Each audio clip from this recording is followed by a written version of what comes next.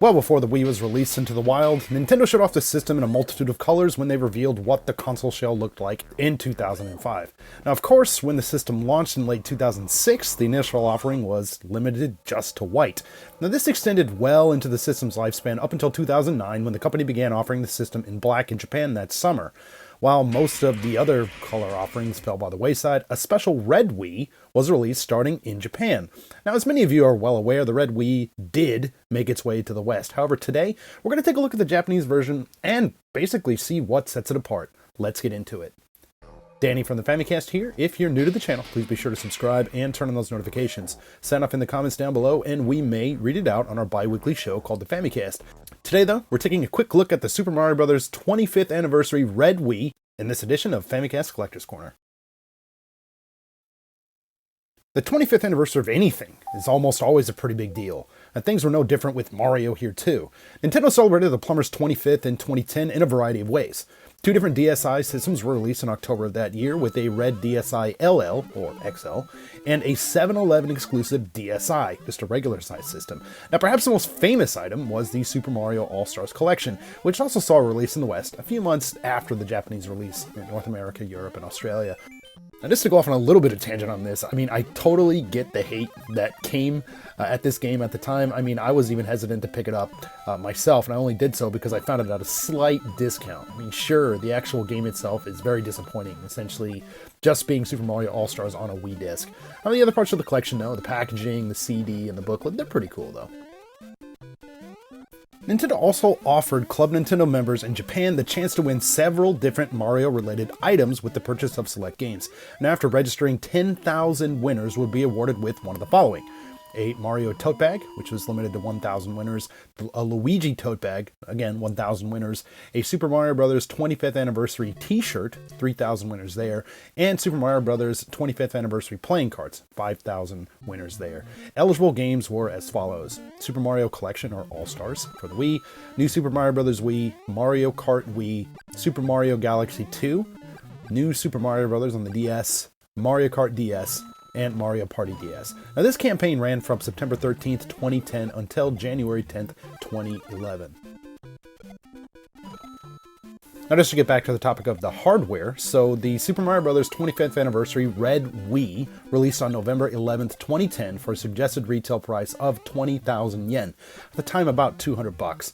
Now this special edition of the hardware is identical to other Wii models on the market at the time, and this is based on, again, the original model that still features the GameCube controller ports and GameCube support and all that type of stuff. Now, per usual, this set also comes with a red Wii remote equipped with Wii Motion Plus and a red nunchuck.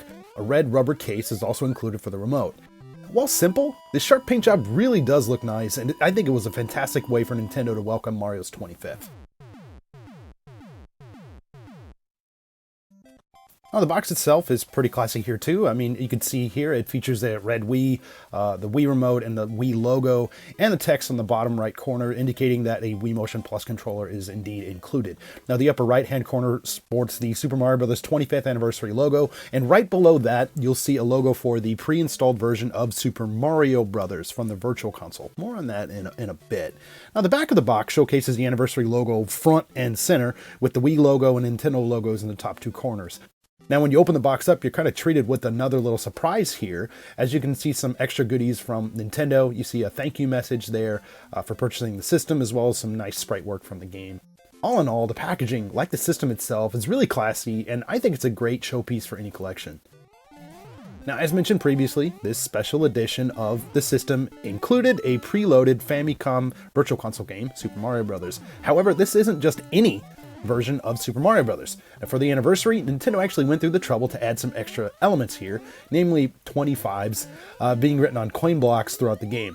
Now, it might not change up the way that the game was played or anything, but I think this was an interesting, unique addition nonetheless. Now, what about my system? So, you know, when hunting for retro games or systems, you never really quite know what you're going to find when it comes to save data or stuff like that. I mean, sometimes this data is completely wiped. Sometimes you'll find a treasure trove of games or some kind of awesome, like, in-game saves for specific games or whatever.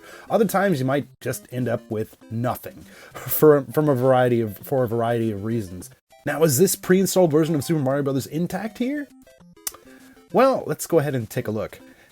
So, upon booting up the system, as you can see here, I was actually asked to set up the game's clock and everything that comes with the initial setup, so yeah, I think you know the answer here. I was pretty disappointed to find that all the save data in games, all that stuff had been removed from the system. You know, I'm unclear if this is done by the original user for like a system transfer or something, or just general removal of the data upon like selling the machine, or by like the local shop where I actually had bought this thing from here.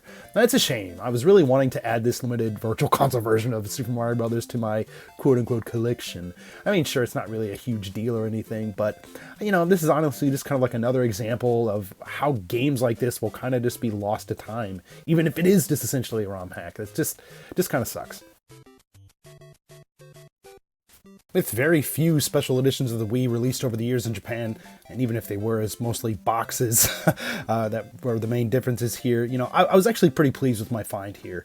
Now, although most of the colors exhibited in that first reveal back all those years ago, none of those really came to fruition, it was still great that this one did make it to the store shelves, not only in Japan, but in other regions as well.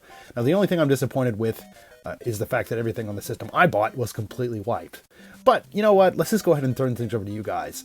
Did you or do you have a red Wii? What region? What do you think about the Virtual Console service or this 25th anniversary game that was released to commemorate this milestone for Mario? Sound off in the comments down below. We'd love to hear from you. As always, thank you guys so much for checking out this video. If you like what you see, please feel free to drop this one a like. If you're new to the channel, please be sure to subscribe. We've got tons of podcasts, video reviews, looks at cool Japanese retro items like this, and a whole lot more. Retro, wow, getting there. Anyways, again, this is Danny from the Famicast. Thanks for watching, and we'll catch you later.